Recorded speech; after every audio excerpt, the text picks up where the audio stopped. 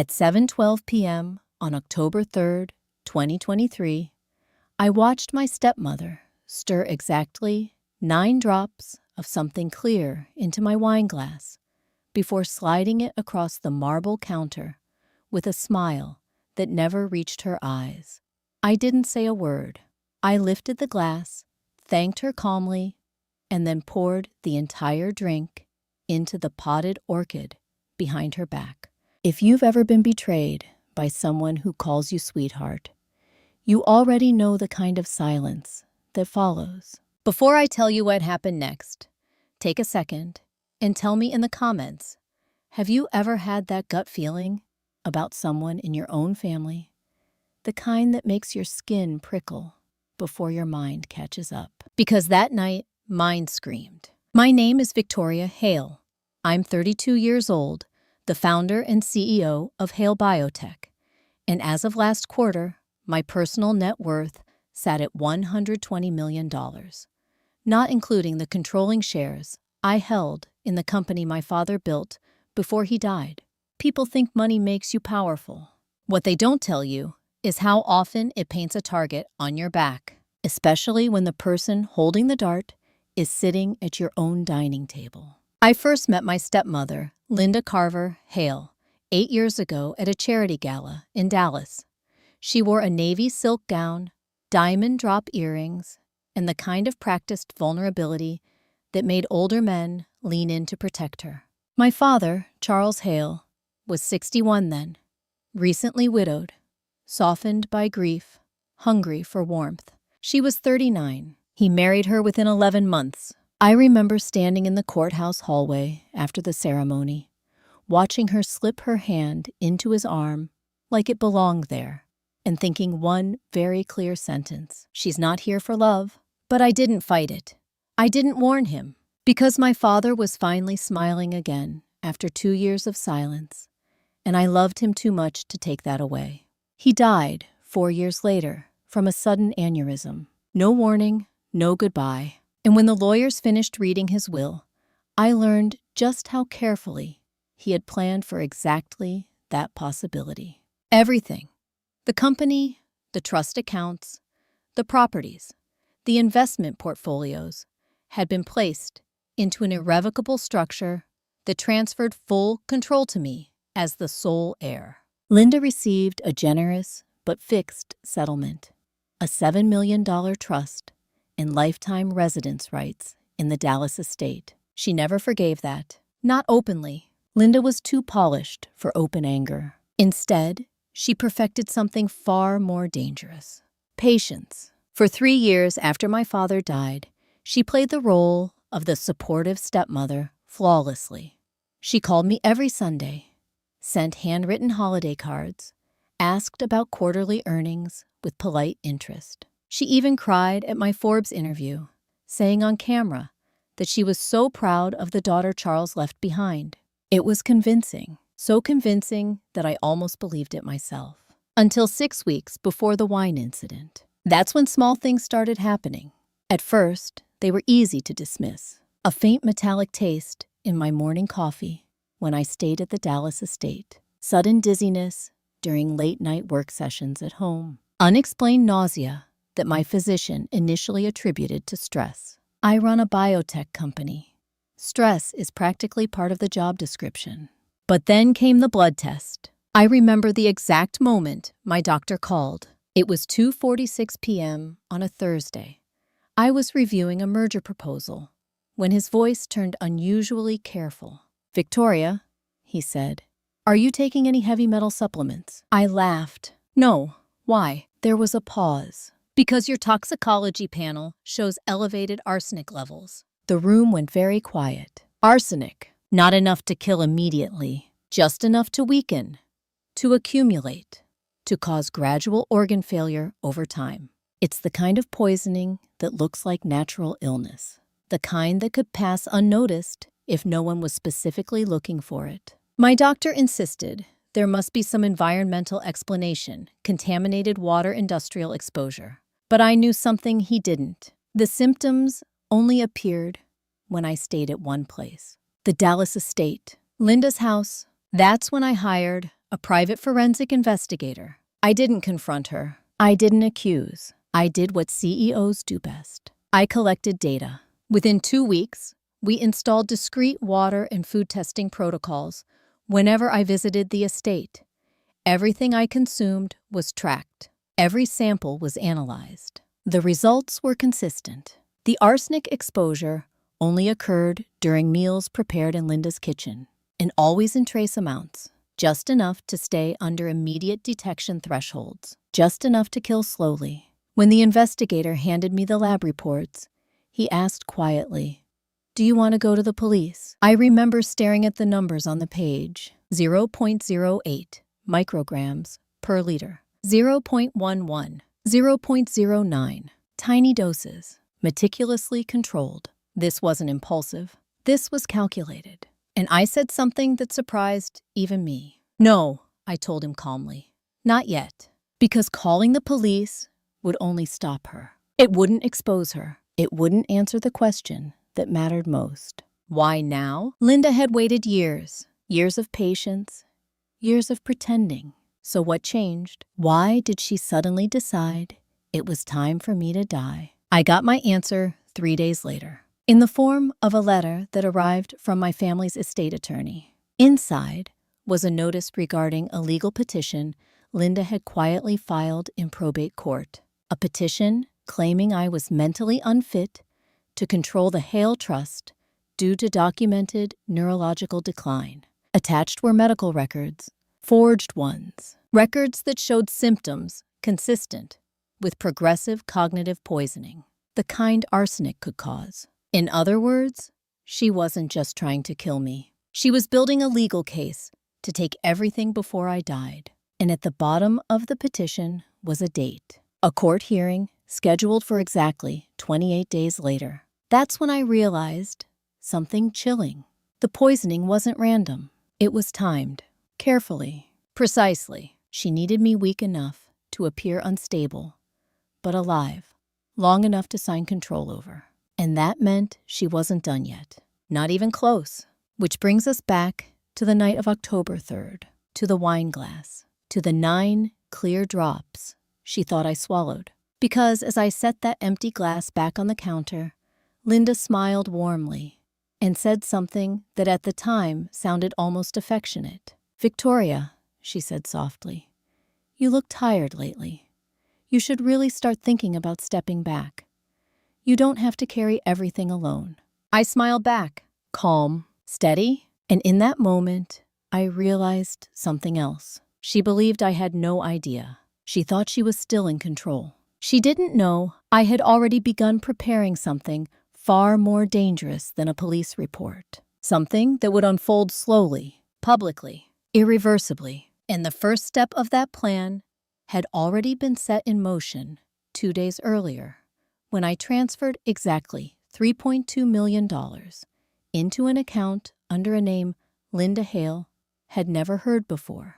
At 9:03 a.m. the next morning, I authorized a wire transfer for exactly $3,200,000 to a Delaware LLC called Silverthorne Advisory Group, a company that didn't officially exist on any public registry until 48 hours earlier. The funds cleared within minutes. By noon, the first phase of my retaliation had already begun.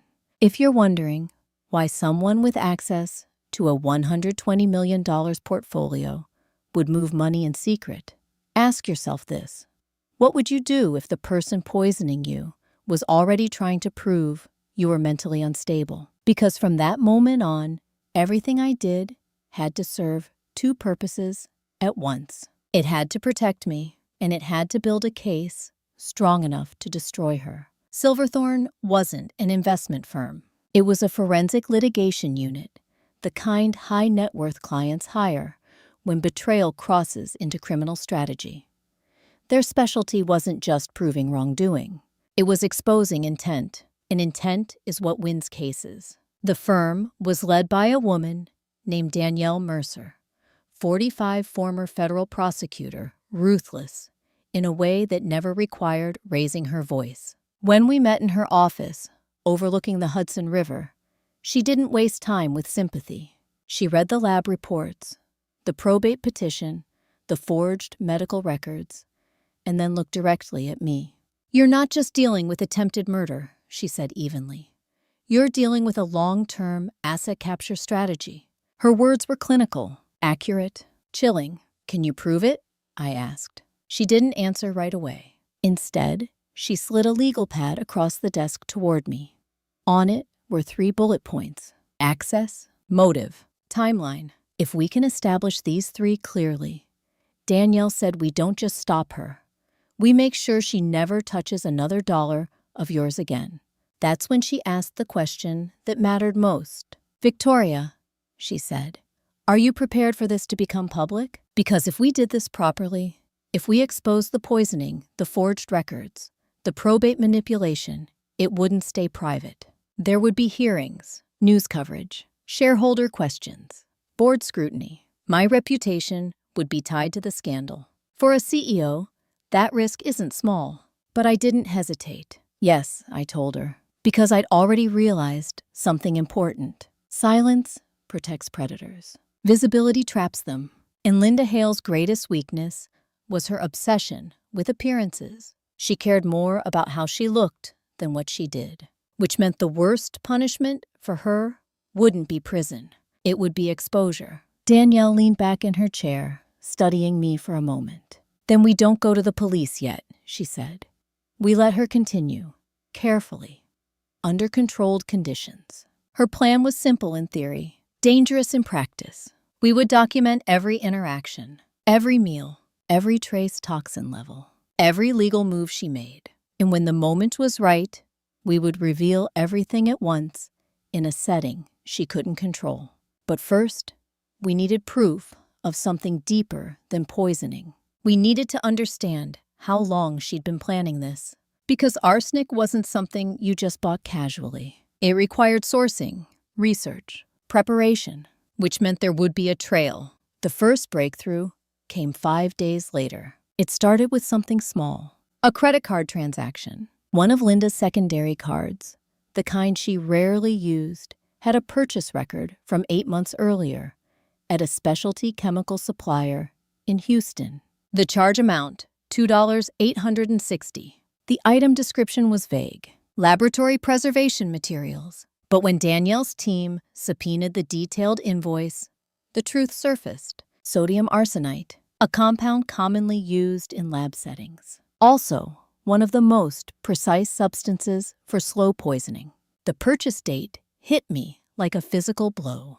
8 months ago. That meant she had begun planning this before any legal dispute existed, before she filed the probate petition, before she forged my medical records, which raised a question that made my stomach tighten. What triggered her decision? Why, 8 months ago? The answer came from a completely different direction, from someone I hadn't expected to play any role at all. My father's former financial advisor, a man named Gregory Sloan. He called me late one evening, his voice hesitant. "Victoria," he said, "I wasn't sure whether to tell you this, but I recently reviewed some archived estate documents for tax compliance." I waited, and I asked. He exhaled slowly. "There was a sealed addendum to your father's will, one that only activates under specific circumstances." My pulse quickened.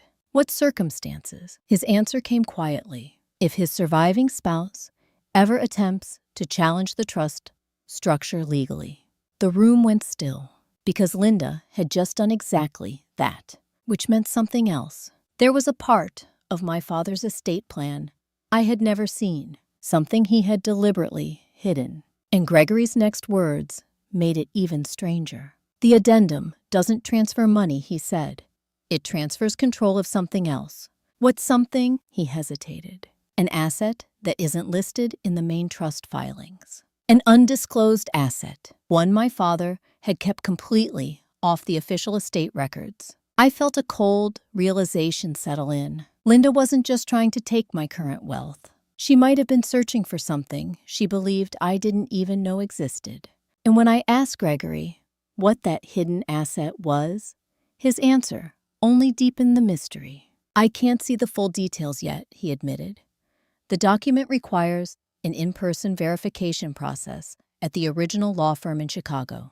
Chicago, 3 states away, and locked behind a legal trigger Linda herself had just activated. I ended the call and sat in silence for a long time, because suddenly, this wasn't just about survival anymore. It was about something my father had protected so carefully that he hid it even from me. And if Linda was willing to poison me to get it, then whatever that asset was, it had to be worth far more than money. The next morning, Danielle called with another update. Her voice was calm, but the words she spoke sent a chill down my spine. "Victoria," she said, "we have uncovered evidence that Linda isn't working alone."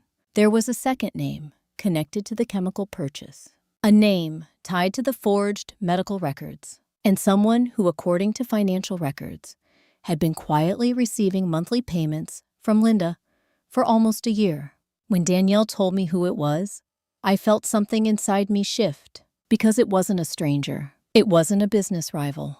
It was someone who had sat across from me at the same dinner table dozens of times. Someone who had looked at me in the eye while I was being poisoned and smiled. At 6:41 p.m. that same evening, I replayed the security footage for the third time, watching the exact moment Dr. Ethan Morales leaned across the dining table, touched my wrist, and told me my dizziness was just stress.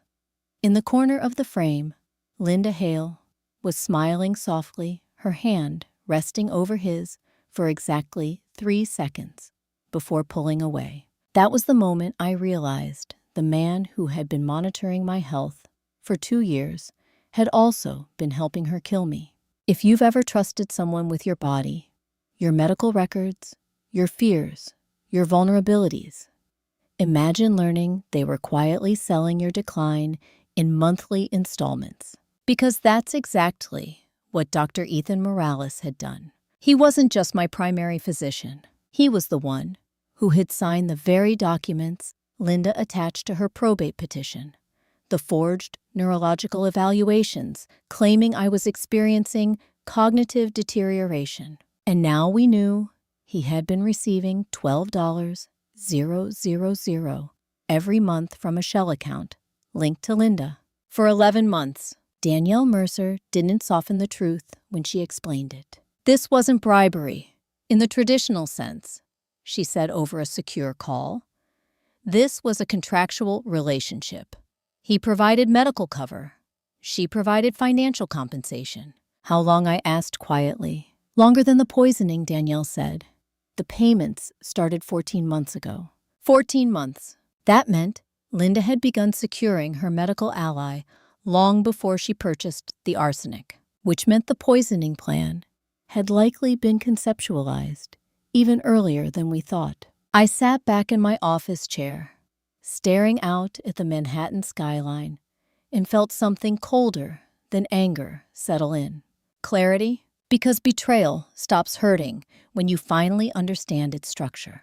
And now I could see hers. Step 1, secure medical validation. Step 2, begin slow poisoning. Step 3, document physical decline. Step 4, petition for control of the estate. Step 5, inherit everything once I was legally incapacitated or dead. It was methodical, professional, and terrifyingly patient. Danielle's voice cut through my thoughts. "There's something else," she said. "Of course there is," I replied flatly. She didn't react to the sarcasm. "We subpoenaed Morales' clinic records. His access logs show he pulled your confidential genetic screening results last year." My fingers tightened around the phone. Why would he do that? There was a pause. Because Danielle said carefully, he needed to know exactly how fast arsenic would affect you specifically. I closed my eyes, because that meant something worse than poisoning. It meant customization. They hadn't just tried to harm me. They had engineered the timeline of my decline based on my individual biology. It was precise enough to look like natural neurological disease, which explained something that had always bothered me: the dosage pattern. The arsenic levels in my blood had never spiked dangerously high.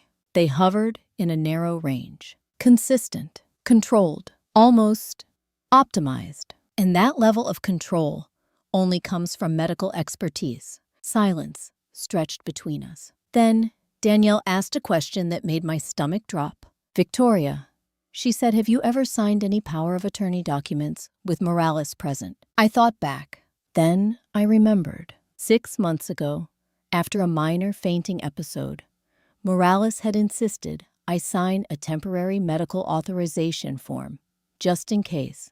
At the time, it seemed routine. Now the realization hit like ice water. "Check the witnesses," I whispered. Danielle already knew. Linda Hale signed as secondary witness. Of course she had, which meant if my condition appeared to worsen, suddenly Morales could legally validate emergency control decisions over my medical treatment, including life support directives, including cognitive competency assessments, including the exact documentation Linda needed to claim I was incapable of managing my estate. It wasn't just a poisoning plan. It was a complete legal takeover blueprint. I stood up abruptly, pacing the length of my office. For the first time since this began, I felt something close to rage. Not because they wanted my money, but because they had tried to erase me. Not violently, quietly, slowly, like I was something disposable. Danielle let the silence sit before speaking again. "There's good news," she said. I stopped pacing. What could possibly qualify as good news right now? Her answer was simple. Morales made a mistake. That caught my attention immediately. "What kind of mistake?" "He kept copies," she said. "Not just of your records, of every altered report he created." I frowned. "Why would he do that?" "Insurance," Danielle replied. "People who commit crimes together rarely trust each other completely. He kept proof in case he ever needed leverage against Linda." That made sense. And leverage cuts both ways. "Where are the files?" I asked. "They're encrypted," she said. "Stored on a private cloud account. But we know the access location." "Where?" She paused. "In Linda Hale's home office." I went still, because that meant something incredibly dangerous. The evidence we needed to expose everything was sitting inside the same house where she was still trying to poison me. And Danielle's next words made the situation even more volatile. "There's something else in those files," she said quietly. "Something we weren't expecting."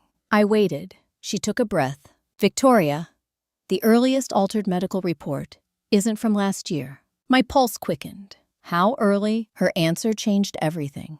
3 years ago.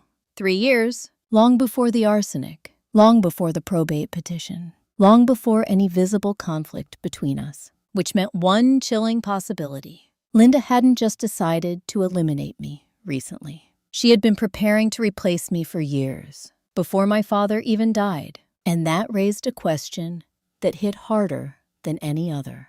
What exactly had she been planning to do with me before she chose poisoning instead? Because according to the earliest document timestamp, the first false neurological record had been created on a date that made no sense at all.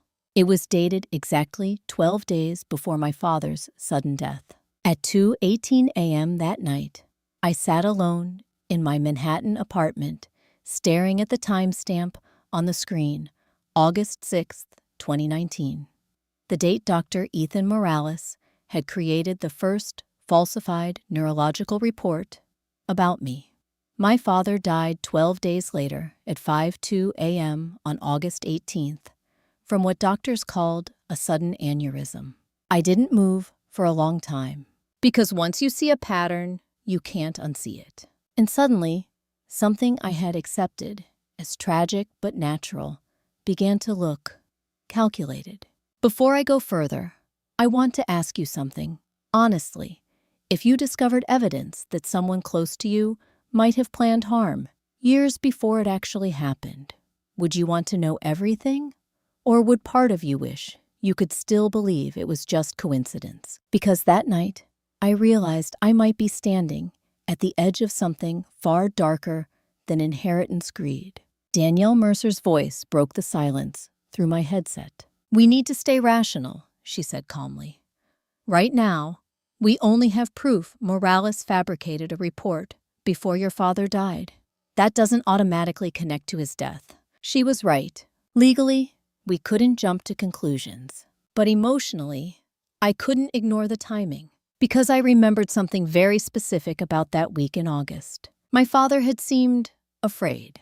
Not sick, not confused, afraid. I had dismissed it at the time as stress from business negotiations. But now, fragments of memory resurfaced with unsettling clarity. He had canceled 2 board meetings unexpectedly. He had insisted on updating his estate documents just days before his death. And most strangely, he had asked me one question during our last dinner together, a question that made no sense then, but made terrifying sense now. "Victoria," he had said quietly, "if something ever happens to me, promise me you won't trust anyone just because they share your last name." At the time, I thought he was speaking generally. Now I wondered if he had been warning me specifically. About Linda, about something he had already discovered. My chest tightened as I realized another possibility. What if my father hadn't died suddenly at all? What if his death had been the first step of the same plan now being used against me? I forced myself to breathe slowly. Emotion without evidence is useless. And Danielle's next update pulled me back into strategy. "We accessed Morales' encrypted archive," she said. My heart rate spiked. How? He stored a physical authentication key inside a safe in Linda's office, Danielle explained. One of our investigators gained temporary access during a scheduled maintenance visit. That meant we now had everything. All the falsified reports, all the internal communications, all the hidden documentation. But Danielle's tone wasn't victorious. It was cautious. "Victoria," she said quietly, "there's something in the earliest files you need to see." She sent a document through the secure channel. I opened it and immediately felt cold spread through my body. It wasn't just a fabricated medical report. It was a full psychological evaluation template, prepared, pre-written, with sections outlining symptoms of cognitive instability, paranoia, and decision-making impairment. But the most disturbing part wasn't the content. It was the title, Long-Term Capacity Displacement Protocol. Protocol, not report, not evaluation, protocol. This wasn't something created spontaneously. It was a structured plan, and at the bottom of the document was a handwritten note scanned into the file. Not Morales' handwriting, Linda's. 3 words. Begin after transfer. Transfer of what? I scrolled further. The answer appeared in a separate file, an email exchange between Linda and Morales. The subject line was simple. After Charles signs. My stomach dropped because the timestamp on that email was August 5th, 2019. One day before the first falsified report was created, and 1 week before my father died. The message itself was short, but it changed everything. Linda wrote, "Once he signs the final trust restructuring, we can move forward with Phase 2. Make sure Victoria's baseline records are in place. We can't risk her challenging control later. Phase 2, not Phase 1, which meant something had already happened before this. Something we still didn't understand." I leaned back my hands, shaking slightly for the first time since this began. Because suddenly, the poisoning wasn't the start of the story. It was a continuation. Linda hadn't begun targeting me 8 months ago. She had been preparing to neutralize me for at least 4 years, and possibly longer. Danielle spoke again, her voice steady but grave. "There's another attachment in the email thread," she said. "What is it?" I asked. "A financial document." I opened it. It was a projected asset control flowchart, detailed, meticulous, chilling. It showed the exact legal pathway through which Linda could gain control of the Hale Trust if I were declared mentally incompetent. Step by step, year by year, all the way until full transfer. But what made my breath catch was the date at the top of the document. It was created 3 months before my father died, which meant Linda had begun planning to take control of my inheritance while my father was still alive, possibly even while she was still married to him. I felt something inside me harden completely. because now I understood something crucial.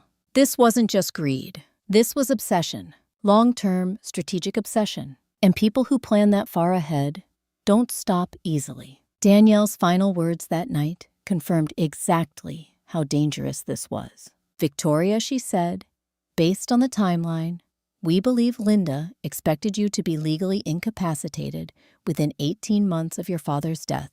I swallowed slowly. "But that didn't happen." "No," Danielle said. "Why not?" There was a brief silence. Then she answered, "Because something interrupted her original plan." I frowned. "What?" Her response was quiet. "You left the country." That's when I remembered.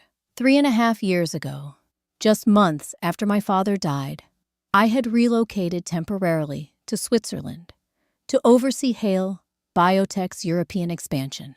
I stayed there nearly a year, completely outside Linda's reach, which meant something chilling. My absence hadn't stopped her plan.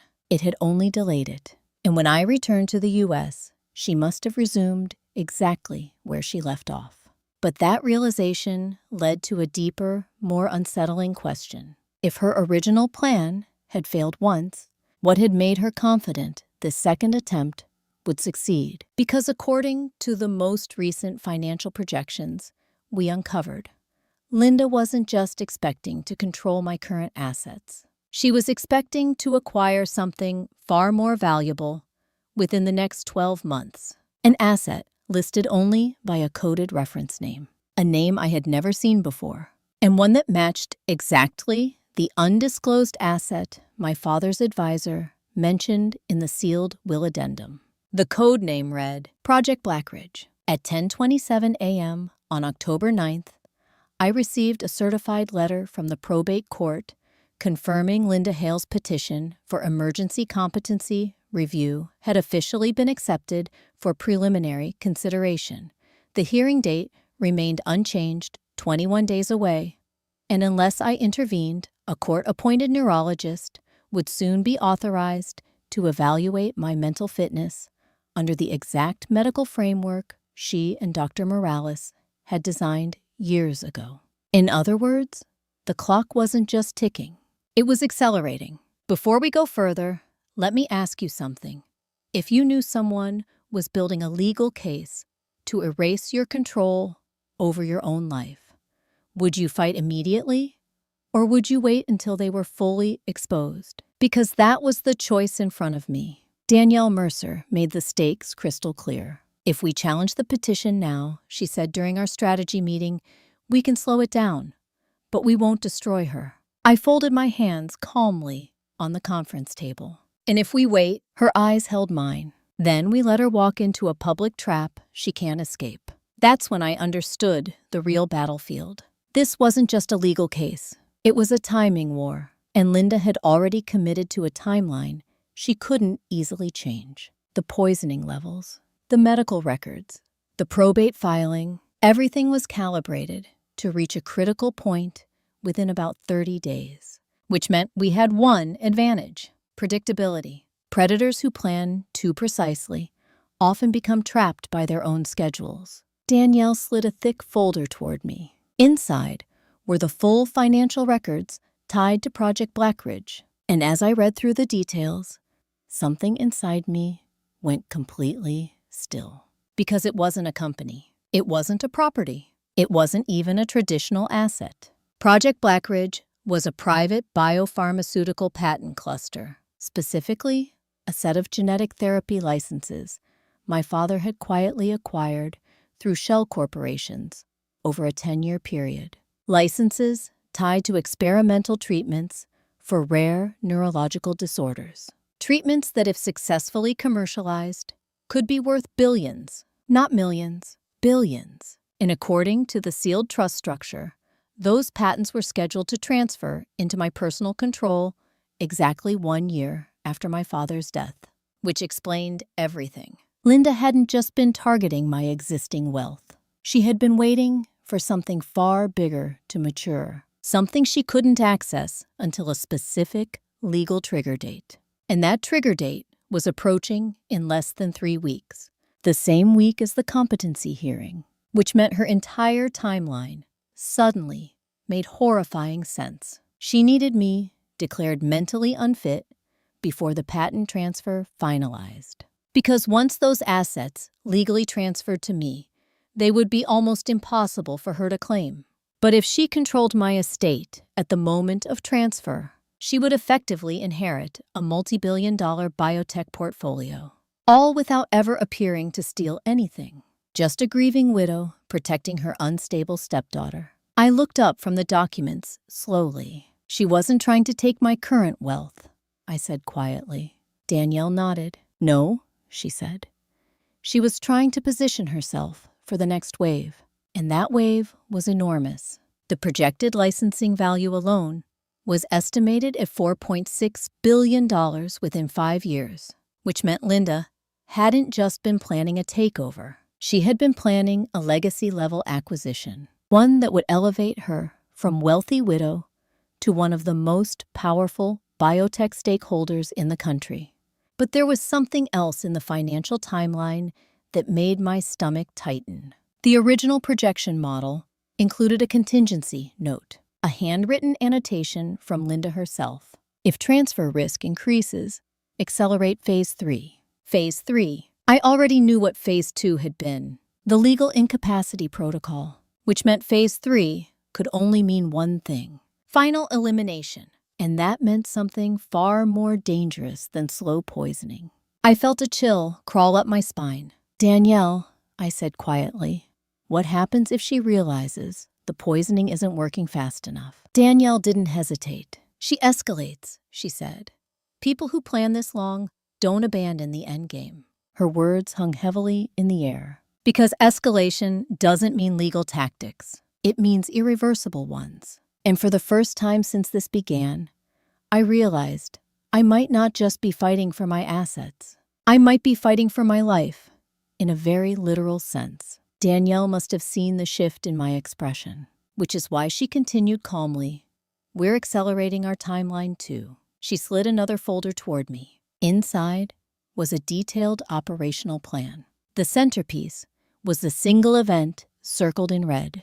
The annual Hale Biotech Shareholder Summit, scheduled in 18 days. A public gathering, over 400 investors, media coverage, board members, legal representatives, and most importantly, Linda Hale herself, who had already confirmed her attendance weeks earlier. I stared at the plan. You want to expose everything there, I said.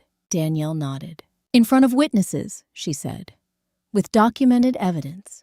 In a setting she can't control or spin privately. Because once something becomes public in that environment, it doesn't just become a legal issue. It becomes a reputational collapse.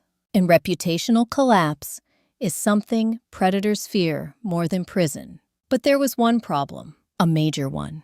We still don't have direct proof. She administered the arsenic, I said. Danielle's expression didn't change. That's why we need her to do it again, she said quietly. The words landed heavily between us, because that meant something very simple, very dangerous. I would have to put myself back into her reach, knowingly, deliberately, and allow her to believe she still had the upper hand. Silence filled the room. Then Danielle spoke again. There's one more detail you need to know before you decide. My chest tightened. What? Her voice lowered. We found a second chemical purchase tied to Linda's account. I felt my pulse spike. What kind of chemical? She looked directly at me. One that isn't used for slow poisoning. A cold dread spread through me. Then, what is it used for? Her answer came quietly. For rapid cardiac failure. That looks exactly like natural causes, which meant something terrifying. Linda wasn't just preparing to weaken me anymore. She was preparing to finish it. And according to the purchase timestamp, she had acquired that substance exactly 48 hours ago. 2 days after she believed I drank the wine, she poisoned. At 11:58 p.m. on October 10th, I signed a handwritten acknowledgement form, agreeing to spend the weekend at the Dallas estate with Linda Hale, alone, fully aware she had purchased a substance capable of causing rapid cardiac failure in under 3 minutes. I didn't hesitate. I didn't ask for security. I simply placed the pen down and told Danielle Mercer one sentence. She's not expecting me to walk back into her house willingly. If you were in my position, knowing someone had already tried to poison you slowly and was now preparing something far more immediate, would you stay away to protect yourself? Or would you step closer to make sure they could never hurt you again? Because that was the line I crossed that night. And once you cross it, there's no going back. Danielle's team had already identified the second chemical Linda purchased. It wasn't arsenic this time. It was aconitine, a rare, plant-derived toxin extracted from monkshood, known historically as the queen of poisons. In modern toxicology, it's infamous for one reason. It causes sudden, unpredictable cardiac arrhythmia that mimics natural heart failure almost perfectly. At the right dosage, death can occur within minutes. No visible trauma, minimal residue, and unless specifically tested for, it often goes undetected, which made it the perfect final phase weapon. But there was one critical weakness in Linda's plan. Aconitine acts extremely fast, which means it requires proximity, and proximity creates opportunity for documentation. That was the cornerstone of Danielle's strategy. If Linda attempted to administer it while I was under monitored conditions, we could capture definitive evidence of intent, not just circumstantial patterns. But for that to work, Linda had to believe two things. First, that I was still unaware of everything. Second, that her window of opportunity was closing. So we crafted a performance. The next morning, I called Linda directly. I deliberately let my voice sound tired, fragile. I've been thinking, I told her quietly. You might be right about me needing to step back for a while. There was a brief silence on the line. Then her tone softened instantly. Oh, sweetheart, she said warmly. I'm so glad you're finally listening to your body. I closed my eyes briefly, because hearing the word sweetheart from someone planning your death creates a kind of emotional dissonance that's hard to describe. I'd like to come stay at the estate for a few days, I continued, just to clear my head. Her response came too quickly. Of course, she said. You're always welcome here. Always. The irony nearly made me smile. But what mattered was this. She didn't hesitate. She didn't question why I suddenly wanted to return. Because in her mind, everything was proceeding exactly as planned. Weakness, isolation, opportunity. Danielle listened to the call recording afterward, then nodded once. She'll try to finish this within 72 hours, she said. Why so fast, I asked. Because of the patent transfer timeline, Danielle explained. She can't risk delays, and she likely suspects the arsenic hasn't weakened you enough, which meant something chilling. She wasn't just planning to kill me. She was racing a deadline. And desperate people make predictable mistakes. Still, Danielle made one thing absolutely clear. This will be dangerous, she said. You cannot physically ingest anything we haven't pre-screened, and you must follow every protocol exactly. The protocols were exhaustive. I would wear a biometric monitor under my clothing to track heart rhythm in real time. Micro cameras would be embedded discreetly in personal accessories. Every drink, every meal, every physical interaction would be logged and recorded. And most importantly, I would carry an emergency antidote kit capable of stabilizing cardiac function if aconitine exposure occurred. Because unlike arsenic, aconitine doesn't give you time to react, which meant if something went wrong, there might not be a second chance. As I prepared to leave for Dallas, Danielle asked me one final question. Are you absolutely certain you want to do this personally? I understood what she meant. We could have pursued other legal routes, filed immediate injunctions, triggered law enforcement involvement, but that would only stop Linda temporarily. It wouldn't destroy her ability to manipulate, deny, and reposition herself. And there was something else, something deeper than legal strategy. I needed to see her face when the truth surfaced, not out of revenge, but out of closure, because betrayal that intimate leaves a question that never stops echoing. Did any of it ever mean anything to them? I met Danielle's gaze steadily, Yes, I said. Then we proceed, she replied. The flight to Dallas was uneventful, too calm, that kind of calm that feels like the air before a storm breaks. When I arrived at the estate late that afternoon, Linda greeted me exactly the way she always had. Warm smile, gentle embrace, perfectly controlled concern in her eyes. "You look pale," she said softly, as she stepped back to examine me. "Have you been sleeping?" "Not well," I answered. That part wasn't a lie. She guided me inside with careful attention, like someone tending to a fragile patient. And for a moment, watching her move through familiar routines, I felt something unsettling, because she didn't seem nervous. She didn't seem rushed. She seemed calm, almost relieved, which didn't fit Danielle's prediction that she would act quickly. As we sat in the living room, she poured tea from a porcelain pot, one we had already pre-tested as safe. Her hands were steady, her voice soothing. She spoke about ordinary things: the garden, local charity events, a neighbor's recent surgery, normalcy performed with unsettling perfection. And then she said something that made a quiet alarm rise inside me. "I'm glad you came when you did," she said gently. I looked at her. "What do you mean?" Her smile didn't change. "Oh," she said lightly, "just that sometimes timing matters more than we realize." Timing. The word landed heavily because it echoed something from her old financial projections. And then she added something else, something that made my pulse slow deliberately. "Especially," she said softly, "when there isn't much time left to make certain decisions." The room fell very still, because in that moment, I understood something Danielle hadn't anticipated. Linda wasn't behaving like someone rushing to act. She was behaving like someone who believed the outcome was already guaranteed, which meant one terrifying possibility. She might not be planning to poison me again at all. She might be waiting for something else to happen, something already in motion. And that realization crystallized into something cold and sharp when I noticed a detail I hadn't seen before. On the side table near her chair sat a thin manila folder, partially open. Inside were documents stamped with an official court seal. And as Linda followed my gaze, she smiled quietly. Then she said the one sentence that changed everything. "The judge signed the emergency evaluation order this afternoon," which meant something far worse than poisoning.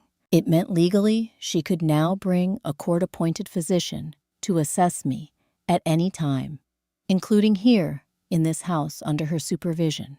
And once that evaluation began, she wouldn't need poison anymore. At 4:16 p.m. on October 12th, I watched Linda Hale slide the court order across the glass coffee table, her manicured finger resting calmly on the judge's signature, as she said, "The evaluation will happen within 48 hours. I didn't react. I didn't argue. I simply picked up the document, read it slowly, and nodded once, as if I had already accepted whatever outcome she believed was inevitable. Because in that moment, I understood something crucial. This was no longer about killing me. It was about controlling the narrative of my decline. And silence had suddenly become my most dangerous weapon. If you've ever faced someone who expects you to panic, someone who needs you to react emotionally to maintain their power, you know the most unsettling thing you can do is nothing at all. So that's exactly what I did. I stayed calm. I stayed quiet, and I let her believe she had already won. The emergency order was real. Danielle confirmed it within minutes through our secure channel. A probate judge had authorized a preliminary competency assessment based on documented medical concerns. The order allowed a court-appointed neurologist to evaluate me anywhere deemed medically appropriate, including private residences, which meant Linda could legally host the evaluation inside her home, under her supervision, on her terms. And once that evaluation report existed, especially if Dr. Morales influenced the interpretation, it could become the foundation for temporary guardianship. Temporary guardianship is a deceptively simple legal mechanism It doesn't require proving someone permanently incompetent. It only requires demonstrating that they might pose a risk to their own financial decisions. And once granted, even temporarily, control shifts, access shifts, power shifts. Exactly what Linda had been preparing for all along. Danielle's voice came through my earpiece later that evening, calm, but edged with urgency. She's moving faster than we predicted, she said. How much time do we really have? I asked quietly, standing alone on the estate's back patio. Possibly less than 48 hours, she replied. If the neurologist submits a preliminary concern report, the court could grant emergency financial oversight within days. Days, not weeks, which meant something clear. If we waited for the shareholder summit to expose everything, Linda might legally gain temporary control first. And once that happened, reversing it would become exponentially harder, because legal authority creates a presumption of legitimacy. That's why her strategy had always been so dangerous. She wasn't trying to steal. She was trying to be granted control, which is far harder to challenge publicly. I leaned against the patio railing, staring out at the darkened garden. What's our counter? I asked. Danielle paused. Then she said something unexpected. We don't counter yet. I frowned. What do you mean? We let her proceed, she said. Completely. The words hung heavy in the night air.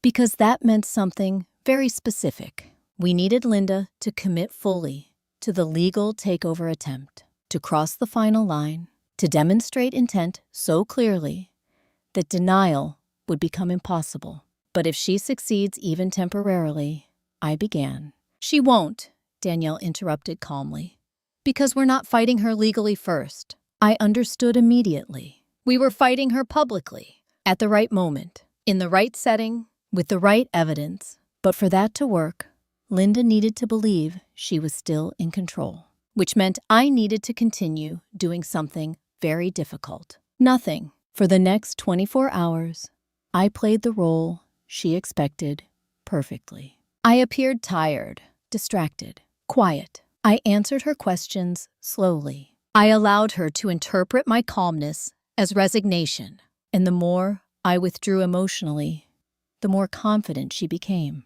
Predators often mistake silence for surrender, and Linda Hale was no exception. By the following afternoon, she had already begun shifting her behavior subtly. She started speaking about future decisions, as if they were already settled. I'll make sure the board understands, she said casually over lunch. I can handle investor relations until you're feeling stronger. She even began referring to Hale Biotech in the first person. Our company, not yours, our. And every time she did, I responded the same way. I didn't correct her. I didn't argue. I simply nodded, which only deepened her certainty. That evening, as we sat in the living room, she finally said something that revealed exactly how secure she felt. You know, she said gently, sometimes stepping back isn't losing control. Sometimes it's the only way to protect what matters. I met her eyes calmly. And what matters? I asked quietly. Her smile was soft. Legacy, she said. The word landed like ice. Because that was always her real target. Not just wealth. Control over how the Hale legacy would continue. Control over its future narrative. Control over its power. And then she added something that confirmed just how far she believed she had already come. Your father trusted me to take care of you, she said softly.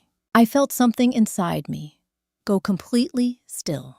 Because that was a lie so precise, it almost sounded believable. But before I could respond, something else happened. A subtle vibration against my wrist. The signal from Danielle's monitoring system. A secure alert. I excused myself calmly and stepped into the hallway to check it. The message was short. One sentence. Neurologist assigned, arriving tomorrow morning. Tomorrow. Not 48 hours. Less than 12. Which meant Linda had accelerated the process again. And then I saw the second part of the message. A detail that made my pulse slow in a very different way. Victoria, the assigned evaluator, isn't connected to Morales. I frowned. That didn't make sense. Linda had carefully controlled every other variable. Why would she risk an independent neurologist now? Unless she believed she didn't need influence anymore. Unless she was absolutely certain the evaluation would confirm her narrative regardless, which meant she was relying on something else, something already in place, something we hadn't uncovered yet. I walked back into the living room slowly. Linda looked up at me with that same composed, reassuring expression. And then she said something so calm, so confident, it sent a cold realization through me. "Sleep well tonight," she said gently. "Tomorrow we'll answer everything." The way she said it made one thing painfully clear. She wasn't worried about the evaluation outcome at all. She already knew exactly what the neurologist was going to find. And that meant somewhere hidden unseen, there had to be one final piece of her plan, already waiting to be discovered. At 6:02 a.m. on October 13th, I woke to the sound of soft footsteps outside my bedroom door. Not hurried, not cautious, just measured and deliberate, followed by the faint, metallic click of something being set down on the hallway console. I didn't move. I kept my breathing slow, steady, and shallow, pretending to remain asleep while every nerve in my body sharpened to attention. Because when someone believes you're about to lose control of your life, they stop hiding their final preparations. And that morning, Linda Hale wasn't hiding anything anymore. Before we continue, think about this for a moment. Have you ever realized someone was preparing to replace you?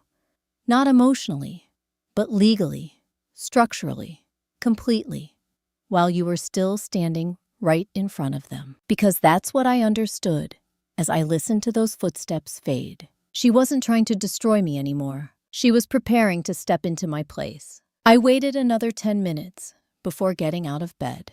When I opened the door, I saw exactly what had made that metallic sound. A slim silver briefcase sat neatly on the console table in the hallway. It wasn't locked. It wasn't hidden. It was positioned as if it belonged there, as if its presence was perfectly normal. I didn't touch it immediately. Instead, I walked downstairs, calmly, knowing the cameras Danielle's team had installed were already documenting everything. Linda was in the kitchen, pouring coffee. She looked up and smiled warmly. "Good morning," she said softly. Her tone was calm, too calm. "Good morning," I replied. Then I gestured toward the hallway. "What's the briefcase?" Her expression didn't change. "Oh," she said lightly, "just some paperwork for today." Paperwork. The word landed heavily because the neurologist wasn't scheduled to arrive for another 2 hours, which meant whatever was inside that case wasn't for him. It was for me. I nodded once, as if uninterested, but inside, a cold certainty was forming. She believed that by the end of the day, I would no longer be legally capable of refusing anything she presented, which meant the briefcase likely contained something critical. Transfer documents, emergency financial authorizations, possibly even pre-written consent forms. Danielle's voice came through my hidden earpiece minutes later as I stepped outside onto the back patio. "We saw the case," she said. "Can you access it?" I glanced back through the glass doors. "Not without alerting her," I replied quietly. There was a pause. Then Danielle said something unexpected. "You won't need to." I frowned slightly. "What do you mean?" Her answer came calm and precise. "Because we already know what's inside." My pulse slowed. "How?" She exhaled softly. "One of the law firms Linda used for the probate filing made a procedural error. They digitally archived a duplicate set of her prepared documents in a system we were legally able to access, which meant Linda's final legal moves weren't a mystery anymore. They were documented. And Danielle's next words made the air feel suddenly heavier. "The briefcase contains 3 primary items," she said. "First, a pre-drafted petition for temporary financial guardianship." I wasn't surprised. That was expected. Second, Danielle continued a notarized transfer authorization, granting Linda emergency operational control over Hale Biotech's executive decision authority. That one hit harder, because if signed, it would effectively remove me from my own company immediately. But it was the third item that made my fingers tighten slightly against the railing.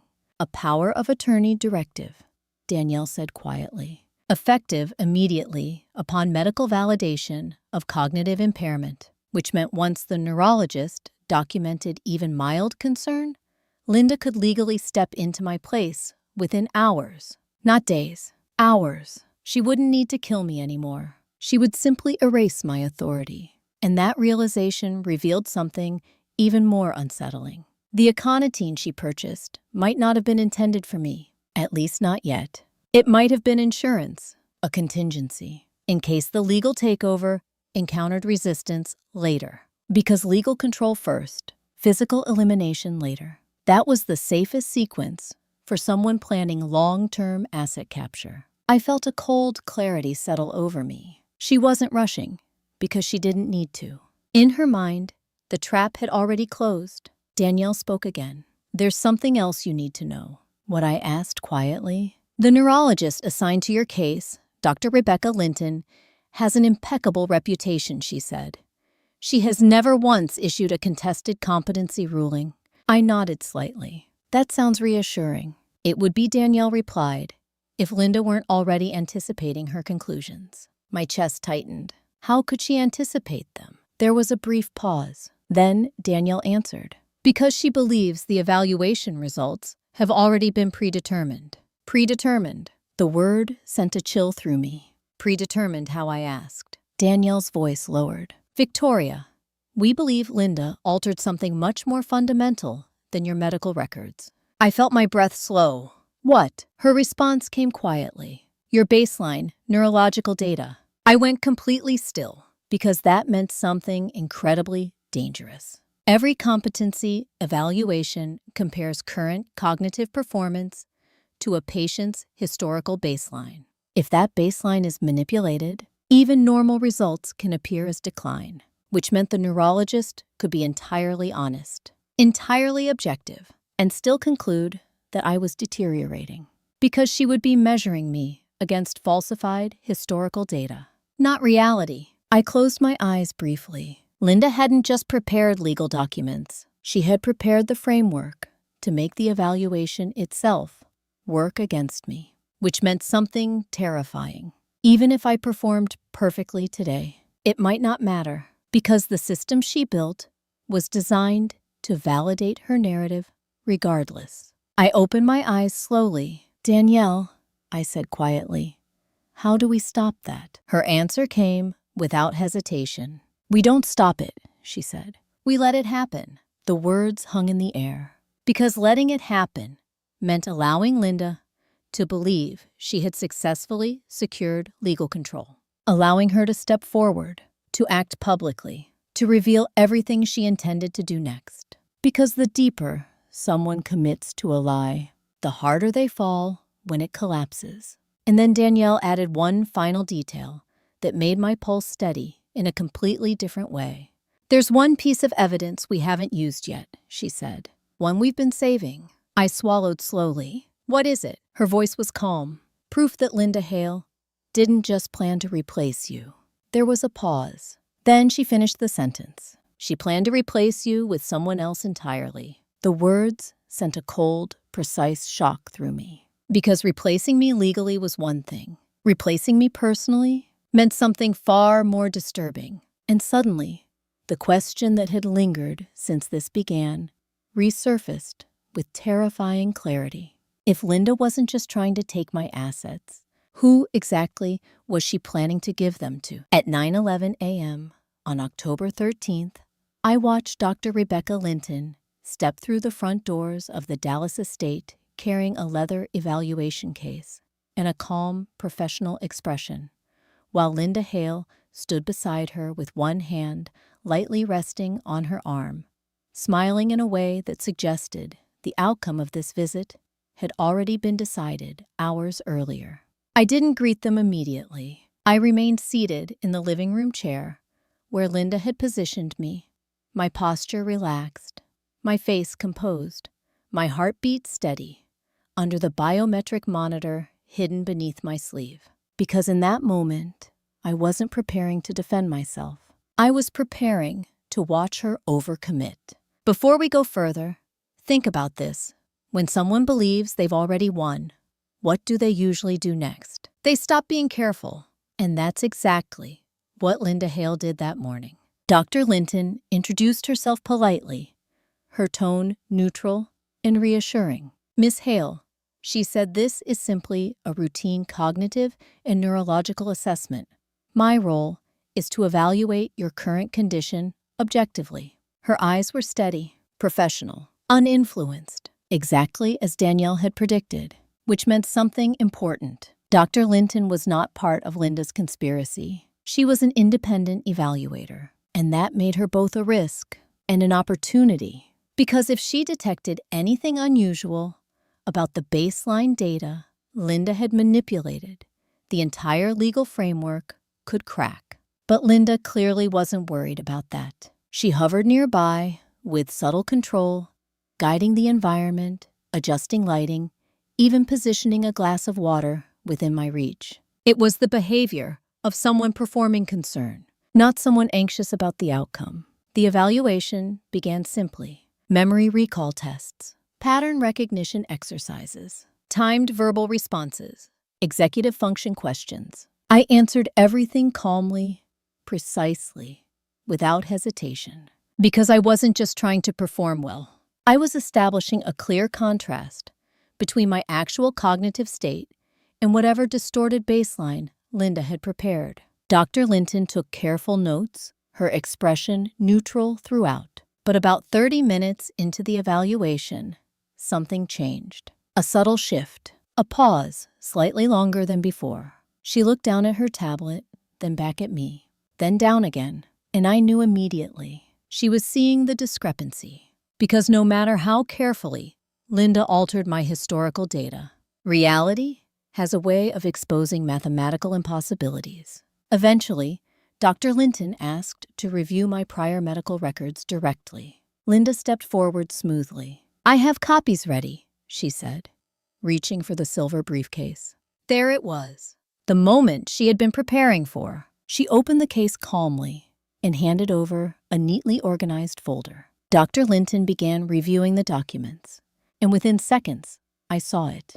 A tiny crease forming between her brows. Not confusion, recognition. The kind of recognition professionals show when they detect something that doesn't align. She flipped through several pages, then looked up slowly. "Miss Hale," she said carefully, addressing Linda, "these baseline cognitive decline indicators appear unusually severe for the timeline indicated." Linda's smile didn't falter. "Oh," she said gently.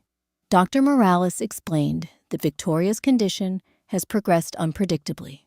Dr. Linton didn't respond immediately. Instead, she turned back to the documents, her eyes moving more carefully now. And then she said something that shifted the entire atmosphere in the room. These neurological baselines were recorded using a testing protocol that hasn't been in clinical use for over 8 years. The silence that followed was sharp and absolute, because that meant something devastatingly simple. The records weren't just altered. They were outdated, technically invalid. Linda's smile tightened slightly. "I'm sure Dr. Morales used whatever tools were appropriate at the time," she said smoothly. But Dr. Linton's tone remained calm and firm. "No," she said quietly. "Appropriate protocols are legally required for competency documentation. These records would not be considered reliable in court." The air seemed to shift, because in one sentence, Linda's entire legal foundation had just been weakened. Not destroyed, but cracked, and cracks spread. Linda recovered quickly. "I understand," she said gently. "But surely, current observations are what matter most." Dr. Linton nodded slightly. "Yes," she said. "They are." And then she turned back to me. Her eyes were steady, observant, unbiased. She continued the evaluation for another 20 minutes. And when she finally closed her tablet, the room felt very still. "Based on today's assessment," she said calmly, I see no evidence of cognitive impairment that would justify emergency guardianship. The words landed with quiet finality. Linda didn't react immediately, but I saw the shift, a tiny flicker in her eyes. Not panic, not yet, but something else. Calculation. Because losing the legal route didn't mean losing everything. It just meant she had to consider another path. Dr. Linton packed her materials and stood. "I will file my official report this afternoon," she said. "Thank you for your cooperation." She left within minutes, and the moment the front door closed, the silence between Linda and me changed completely. The warmth disappeared. The softness vanished. She didn't pretend anymore. She simply looked at me with a calm, steady gaze. Then she said something that made the room feel suddenly colder. "You always were more resilient than I expected." There it was. No denial, no performance, just acknowledgement. I met her eyes calmly. "And you always underestimated me," I replied. For the first time since this began, a faint, humorless smile touched her lips. "Perhaps," she said quietly. Then she walked to the side table and picked up the silver briefcase. And as she closed it, she added one final sentence.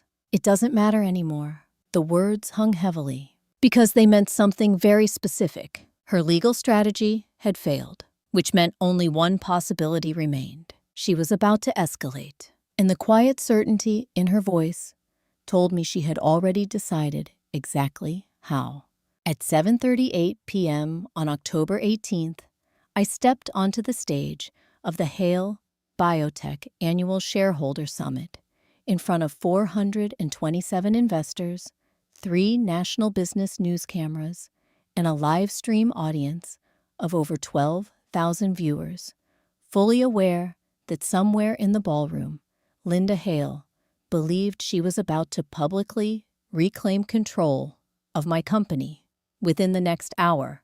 I didn't rush. I didn't look for her immediately. I simply adjusted. The microphone glanced at the teleprompter I had no intention of using, and waited until the room settled into silence, because exposure works best when it begins calmly. Before we go further, let me ask you something. If you were about to reveal the truth about someone who tried to erase you, someone sitting only a few rows away, would you confront them directly? Or would you let them walk into their own confession first? Because that night, I chose the second option. The ballroom lights were bright, but warm, reflecting off polished glass tables, and the large digital screens behind me displaying Hale Biotech's annual growth metrics. Everything looked normal, professional, routine, exactly as Linda expected. And that normalcy was what made what happened next impossible for her to control. I began my speech the same way I always did.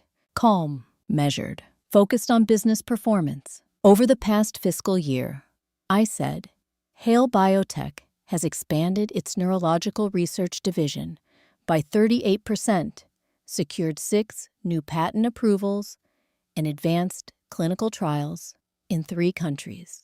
The audience nodded along. Nothing unusual, nothing alarming. But then I shifted, subtly. However, I continued tonight isn't just about financial results. A slight ripple moved through the room. Because investors know that tone, it signals something significant. I paused deliberately, letting the silence stretch. Tonight, I said calmly, is about transparency.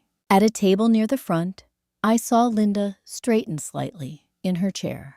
Her expression remained composed, but her eyes sharpened. She didn't know yet what direction I was taking. And uncertainty is uncomfortable for people who depend on control. I continued speaking steadily. Transparency matters, I said, because trust is the foundation of every institution, whether that institution is a company or a family.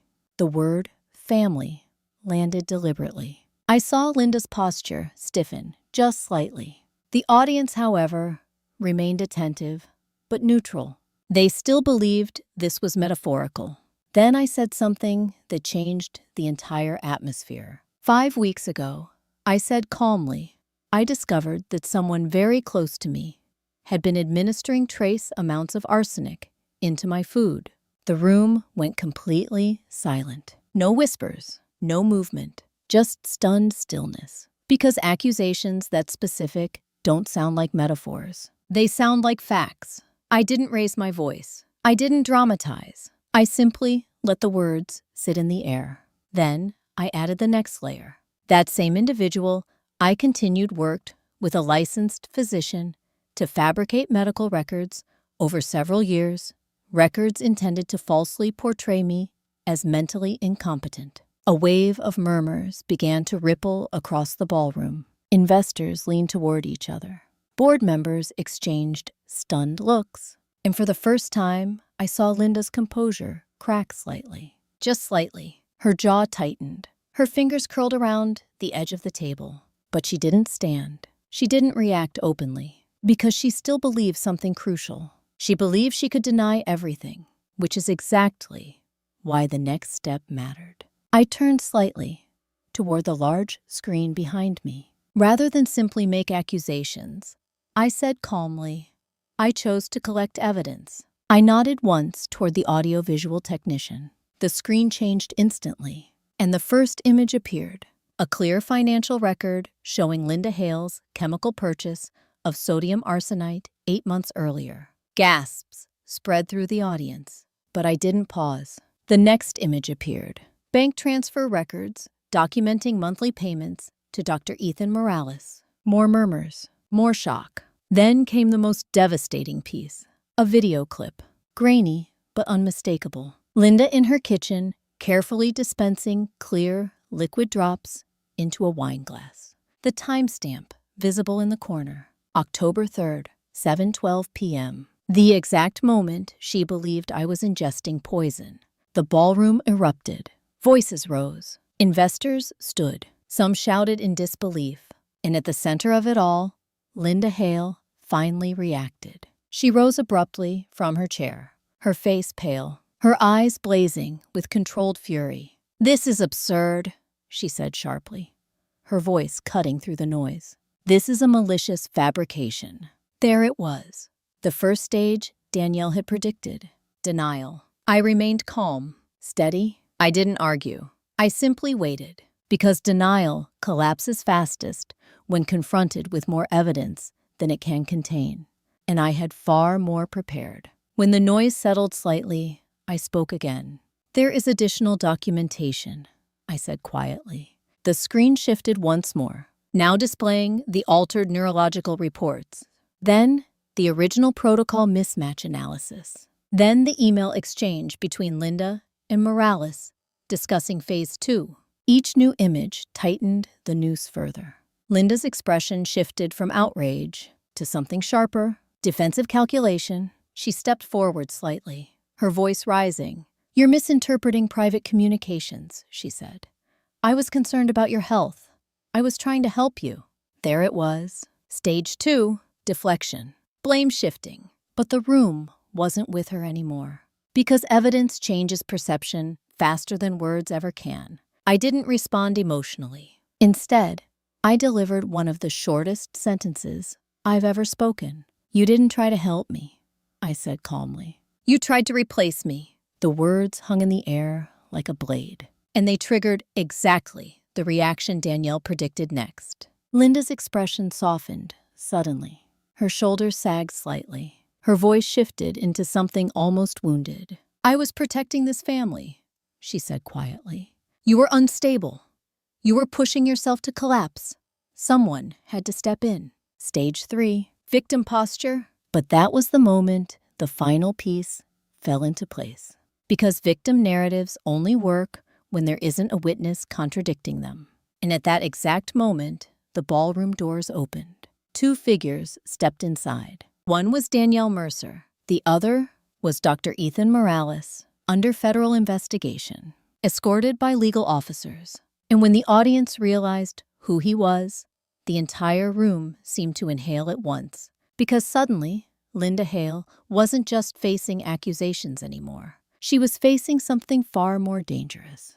Testimony. And the look in her eyes told me she understood exactly what that meant. At 7:52, p.m., exactly 14 minutes after I began speaking, Dr. Ethan Morales stepped onto the Hale biotech stage under the full glare of 3 broadcast cameras and a room full of stunned shareholders, his hands trembling slightly as he adjusted his tie, while Linda Hale stood only 10 feet away, staring at him with an expression that shifted from disbelief to something colder and far more dangerous. I didn't speak. I didn't move, because this was the moment where truth no longer needed my voice. It only needed his. Before we continue, think about this for a moment.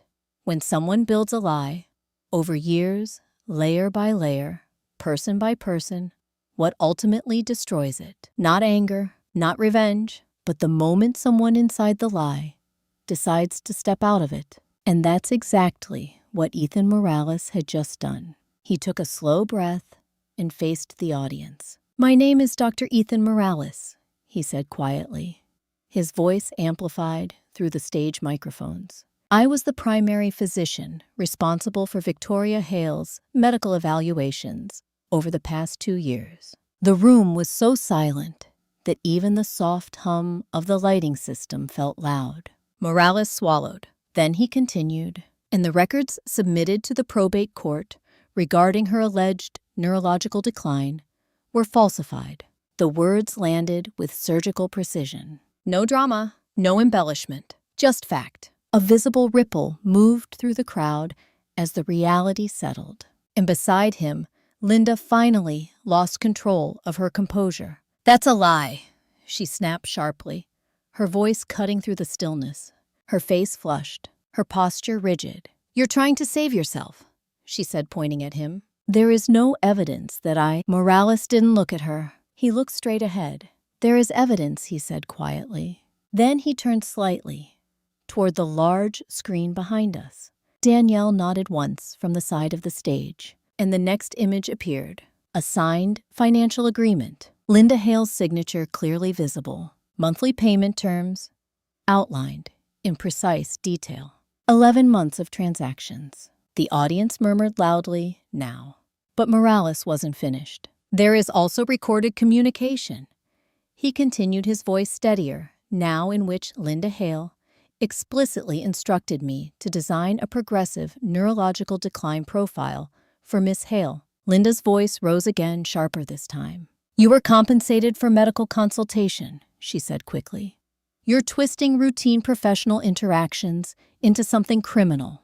But Morales shook his head slowly. "No," he said. "I was compensated to create a legal framework that would justify transferring control of her estate." The words struck like a hammer, and I watched something shift visibly inside Linda. Her breathing became shallow.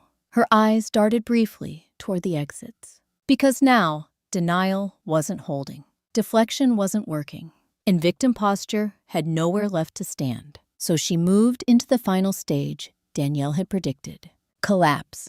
But not immediately. First came anger, raw, unfiltered. "You don't understand anything," she said, her voice shaking with fury. "I built this family. I supported Charles when no one else would. I sacrificed everything, while she gestured toward me, sharply treated this legacy like a personal empire." There it was, the core truth beneath her entire strategy. Not just greed, resentment, a deep festering belief that she had been entitled to more. I didn't interrupt. I let her speak, because the more she spoke, the clearer her motivations became. "You think she earned this?" Linda continued, her voice rising. "She inherited it. She didn't fight for it. She didn't struggle for it. She just stepped into a fortune that should have been shared." And then she said the sentence that revealed everything. "I was simply correcting an imbalance." The words hung in the air, cold, unapologetic, because in her mind, this had never been a crime. It had been justice, her version of justice. I stepped forward, then my voice calm and steady. "You weren't correcting anything," I said quietly. "You were rewriting reality." She turned toward me, her eyes blazing. "You don't even know what Charles was planning," she said sharply. And there it was, The final thread, the one tied to something far older than the poisoning, far deeper than the probate petition. I met her gaze steadily. "Project Blackridge," I said calmly. For the first time since this began, Linda looked genuinely startled. Just for a second, but it was enough. Her silence confirmed everything. And I continued. "You weren't trying to take my current wealth," I said. "You were positioning yourself to control the patent cluster. My father protected the one scheduled to transfer fully under my authority." A stunned murmur spread through the room again. Because now, this wasn't just about family betrayal.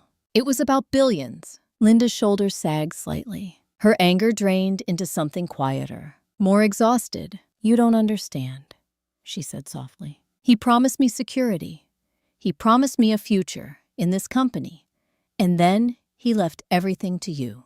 I shook my head once. "No," I said calmly. "He left everything to the person he trusted, not to destroy it." Silence settled over the ballroom, because the truth had finally been spoken without emotion, without accusation, just fact. Linda's composure broke completely then. Her eyes filled with something that wasn't quite tears, more like emptiness, because for the first time, she understood something irreversible. This wasn't a private battle anymore. This was public, permanent, documented, and there was no narrative left that could protect her. Security officers approached quietly from the sides of the room. She didn't resist. She didn't protest. She simply stood there staring at me with a hollow expression. And as they gently guided her toward the exit, she said one final sentence. "Not angry, not pleading, just tired. You think this ends here." The words lingered long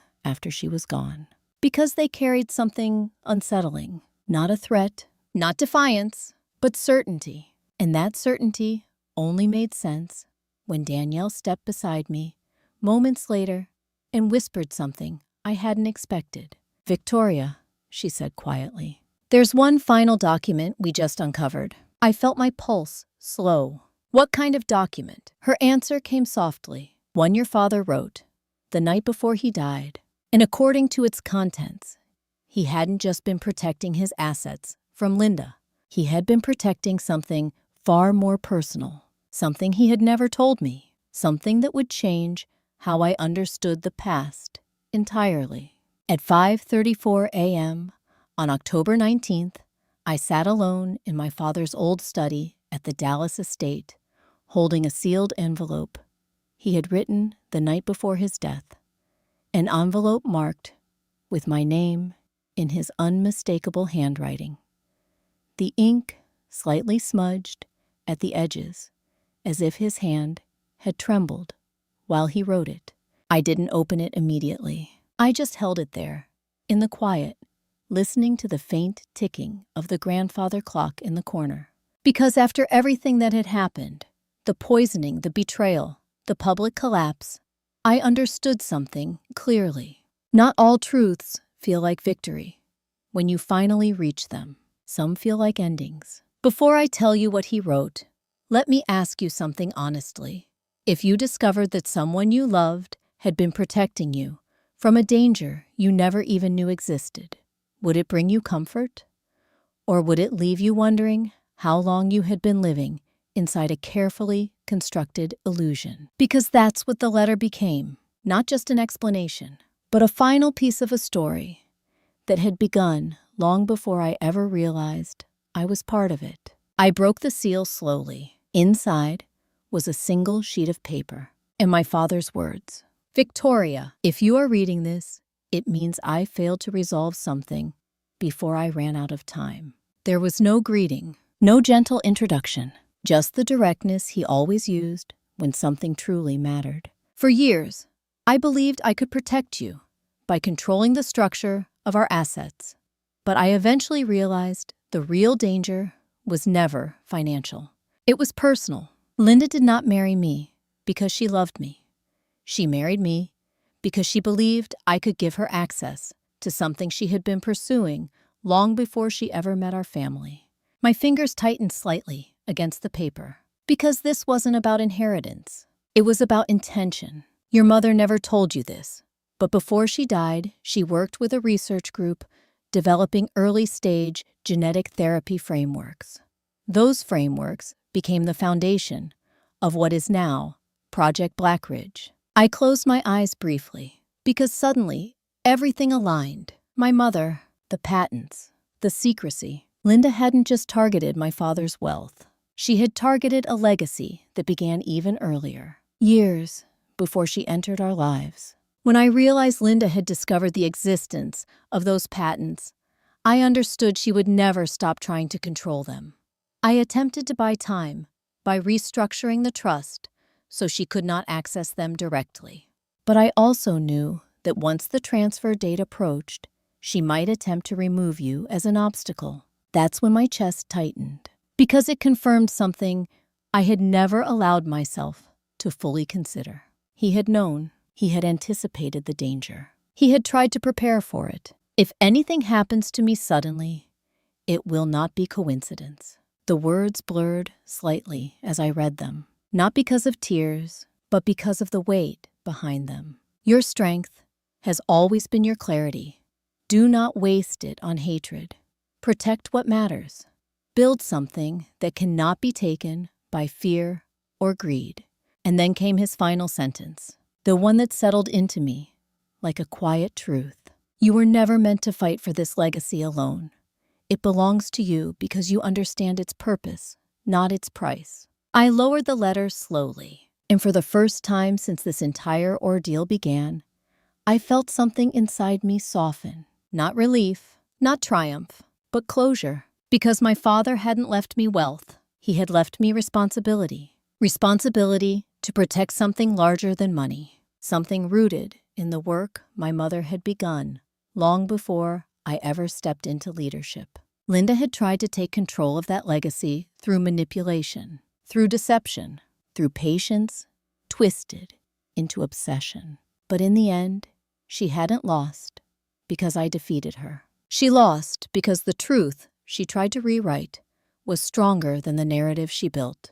2 months later, the legal process concluded quietly. Linda Hale accepted a plea agreement that permanently barred her from any involvement in the Hale Trust or its associated entities. Dr. Morales lost his medical license and cooperated fully with the investigation. There were no dramatic courtroom scenes, no public spectacle, just a series of documents signed in silence, which felt fitting, because real consequences rarely arrive with noise. They arrive with permanence. As for me, I made one decision that surprised many investors. I stepped down as CEO of Hale Biotech. Not out of weakness, not out of exhaustion, but out of clarity. I transitioned into a strategic leadership role, overseeing Project Blackridge's ethical development framework, ensuring that the genetic therapies my parents had helped create would remain focused on accessibility, not profit maximization. The new CEO was someone I trusted completely, someone chosen not for loyalty, but for alignment with the mission my parents had started. And on the morning I officially left the executive office for the last time, I walked to the rooftop terrace overlooking the city.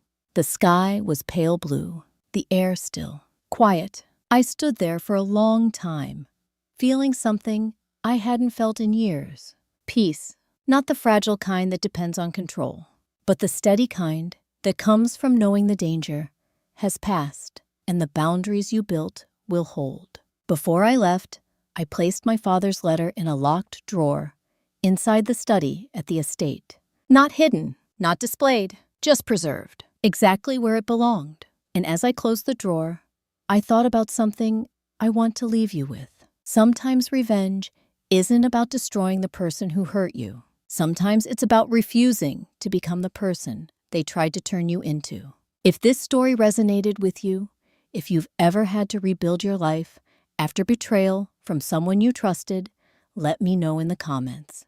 And if you want to hear another story about how secrets inside a family can reshape an entire legacy, there's one I could tell next, about a daughter who discovered her grandmother's will had been rewritten 27 times before her death. But that's a different story for another night.